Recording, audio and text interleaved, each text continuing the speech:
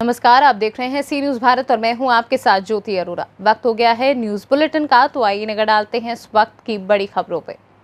बिजनौर के सीधी रोडवेज सेवा का शुभारंभ अमरोहा नगर पालिका अध्यक्ष शशि जैन ने हरी झंडी दिखाकर किया। बस को बिजनौर के लिए रवाना करके किया। इस दौरान बोलते हुए नगर पालिका अध्यक्ष शशि जैन ने कहा कि भाजपा राज में जनता की समस्याओं को दूर करके उनका त्वरित हल किया जा रहा है। उन्होंने कहा कि जनता की वर्षों पुरानी समस्याओं को दूर कराया गया है।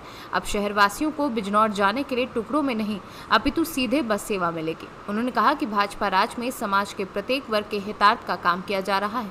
सरकार को योजना से समाज का प्रत्येक वर्ग लाभान्वित हो रहा है।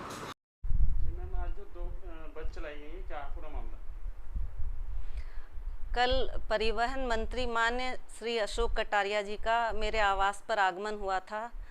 उनका हमने स्वागत समारोह रखा था और मैंने बिजनौर से यहाँ अमरोहा आने के लिए लोगों को काफ़ी परेशानी होती थी। कोई सीधी बस नहीं थी और नूरपुर से तो अमरोहा तक आने के लिए कोई भी साधन नहीं था। तो मैंने माननीय मंत्री जी से आग्रह किया कि एक बस अमरोहा से बिजनौर के लिए चलाई जाए, आप चलवा दें। तो उन्होंने त्वरित कार्यवाही की और ARM साहब को बुलाकर आदेश दिया कि 24 घंटे के अंदर ही आप बस चला दीजिए। तो आज हमने वो बस चालू हो गई है और हरी झंडी दिखाकर बस रवाना की है। मैं माननीय मंत्री जी का आभार व्यक्त करती हूँ कि उन्होंने इतनी जल्दी इस कार्य को पूरा किया। धन्यवाद। जय हिंद, जय भारत। RK जौहरी, मैं ARM अमरोहा डिपो।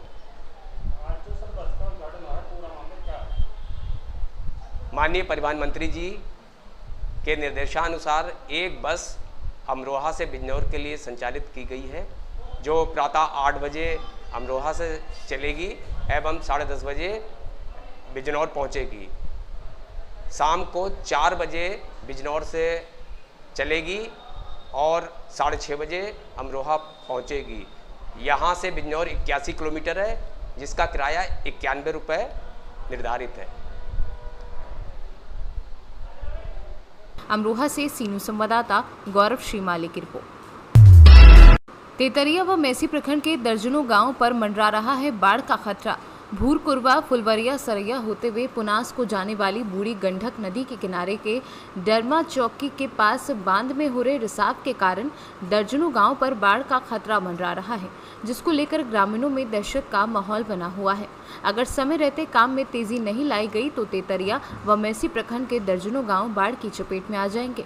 पानी का दबाव बहुत ज़्यादा है, 4 जगह रिसाव हो रहा है। और उसका बांध का जो पदाधिकारी हैं, पूरे पदाधिकारी लोग भी यहाँ पर नहीं घूम रहे हैं, देख रहे हैं। 1-2 आदमी को लगाए हुए हैं तो ढंग से काम नहीं कर पा रहा है। और 1-2 मिस्त्री है जो काम किया है, लेकिन ढंग से उसका काम नहीं। 3 जगह मरम्मती किया, लेकिन 4था जगह भी रिसाव हो रहा है। अब बांध के बिल्कुल नज़दीक में धारा बह रही है, जो मात्र 100 फीट बांध के बगल से धारा जा रही है। अगर बांध टूटता है तो तेतरिया ब्लॉक पूरा जलमग्न हो जाएगा, समाप्ति हो जाएगा। बहुत से जान माल के नुकसान होने की संभावना है कि ये सारी चीज़ों को देखते हुए एक्शन में आवे प्रशासन और जल्द से जल्द इसका काम किया जाए। इस जगह अभी ज्वलंत समस्या क्या है? इस जगह का समस्या बोलिए। समस्या ये है कि 3 जगह रिसाव का काम पूरा किया गया है, लेकिन उसके जैसे रिसाव रुका नहीं है। और एक जगह अभी रिसाव का कोई भी काम नहीं किया गया है। 1 से 2 मिस्त्री लगाया गया है, जिसकी वजह से काम में देरी हो रहा है। ये रिसाव जो हो रहा है, इसमें प्रशासनिक स्तर के स्टाफ लगाए गए हैं या जन सहयोग से? ये प्रशासनिक स्तर से ही लगाया गया है, लेकिन काम धीमा चल रहा है और धीरे धीरे काम किया जा रहा है। वर्क कम है, विश्वसनीय काम नहीं है। और इसके अगर रिसाव का मात्रा बढ़ा तो इससे काफ़ी माल जाल का वहाँ पंचायत के सरपंच पति और रिसाव के लिए बहुत ही घटिया काम हो रहा है। प्रशासन भी इस पर ध्यान नहीं दे रहा है। अभी तक BDO CO कोई नहीं। BDO साहब और CO साहब को फ़ोन करने के बाद एक बार आया भी नहीं है देखने के लिए कि बांध की क्या स्थिति है। और बांध टूटता है तो तेतरिया पंचायत और मधुआहा तेतरिया प्रखंड पूरा जलमग्न हो जाएगा और राजेपुर का भी स्थिति खराब रहेगा। ये क्षेत्र जो पड़ता है, ये मेहसी और तेतरिया ब्लॉक का सीमा है क्या? जी। मगर यहाँ मुख्य रूप से प्रभावित होंगे तेतरिया ब्लॉक और शिवहर जिला के लोग भी इससे प्रभावित होंगे, मुजफ्फरपुर के भी लोग प्रभावित होंगे, कभी भी काल के गाल में समा सकते हैं। 1.5-2 लाख की आबादी। बिहार से सीनू संवाददाता अजय मिश्रा की रिपोर्ट। कन्नौज के थाना विशुनगढ़ क्षेत्र के गांव में सन 2013 में एक विवाहिता की शादी हुई थी। कुछ ही दिन बाद उसका पति बीमार रहने लगा। वहीं चचेरे देवर लालाराम भाभी की देखरेख करने लगा। लालाराम और भाभी के बीच नज़दीकियां बढ़ने लगी। नज़दीकियां इतनी बढ़ने लगी कि एक दूसरे के मरने जीने और शादी के लिए उतारू हो गए। वहीं देवर ने कस्में खानी शुरू कर दी कि जिंदगी भर आपका साथ निभाएंगे। भाभी देवर पर विश्वास करने लगी। उसके बाद महिला गर्भवती हो गई, जिसकी एक बच्ची पैदा हुई। अब बात आई शादी की, तो चचेरे देवर लालाराम ने शादी से इनकार कर दिया। इतना ही नहीं, देवर भाभी को जान से मरवा देने की धमकी भी देने लगा। शादी से इनकार की बात सुनकर ये मानो कि भाभी के पैरों तले जमीन ही खिसक गई। अब भाभी ने देवर के खिलाफ आवाज़ उठाई। पीड़ित महिला का कहना है कि 3 साल से देवर शारीरिक शोषण करता रहा, शादी का झांसा दिया और उसके बाद शादी से इनकार करने लगा। अब मुझे न्याय चाहिए। इसी को देखते हुए पीड़ित भाभी ने 3 दिन पहले विशुनगढ़ थाने में आरोपी देवर के खिलाफ शिकायत की है। ये मेरा आदमी पागल हो गया सब, और मैं देवर के लिए, अपने चाचा के लड़का के लिए रहने लगी।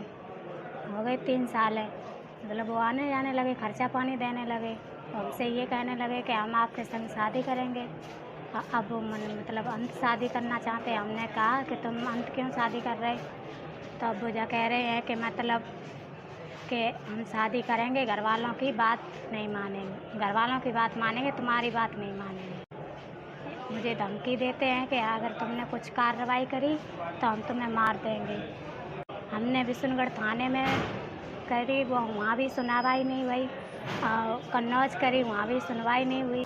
कन्नौज से सीनू संवाददाता लखन प्रताप सैनी की रिपोर्ट। पिपरा थाना क्षेत्र अंतर्गत एक गांव में 2 नाबालिग लड़कियों की शादी का मामला प्रकाश में आया, जिसमें उत्तर प्रदेश के झांसी निवासी दोनों लड़कों को गिरफ्तार कर लिया गया। ये जानकारी देते हुए वीडियो लवली कुमार ने कहा कि उन्हें सूचना मिली कि 2 नाबालिग लड़कियों की उत्तर प्रदेश के लड़कों से पिछली रात शादी कर दी गई, जिसके बाद पुलिस बल के साथ हुए खुद लड़की वालों के घर पहुंचकर लड़कियों की उम्र का पता लगाया गया, जिसमें लड़की नाबालिग निकली। पूछताछ में पता चला कि जिस लड़की से शादी की गई है वह दोनों लड़के उत्तर प्रदेश के झांसी के रहने वाले हैं। लिहाजा मामले की गंभीरता को देखते हुए त्वरित कार्यवाही की गई, जिसमें दोनों लड़कों को पुलिस के हवाले कर मामला दर्ज कर दिया गया। इधर पिपरा पुलिस दोनों लड़कों को न्यायिक हिरासत में भेजती है। पकड़ा आपको पुलिस? सर वो शादी की चक्कर में पकड़ा है। किससे शादी कर रहे थे? मेरे भाई ने करवाया कटैया में। जो कौन सा बोलता है, लड़की का तो उम्र नहीं है पूरा, शादी का उम्र तो लड़की का नहीं है, 13-14 साल की लड़की है, तो उससे आप कैसे शादी कर रहे थे? उसने वो घर वाले ने वो कह दिया, राजी से किया, बोला तो पैसा दिए थे आप? ना, पैसा में सान दिया। बिना पैसा संपर्क कैसे हुआ? ना, उसने कहा वो राजा का लगते रहो, कपड़ा वपड़ा लेने पड़ेगा, कुछ लेने पड़ेगा। उसी पर शादी। क्या नाम है आपका? हमारा नाम संतोष है सर। घर? संसुगा, यूपी। हाँ।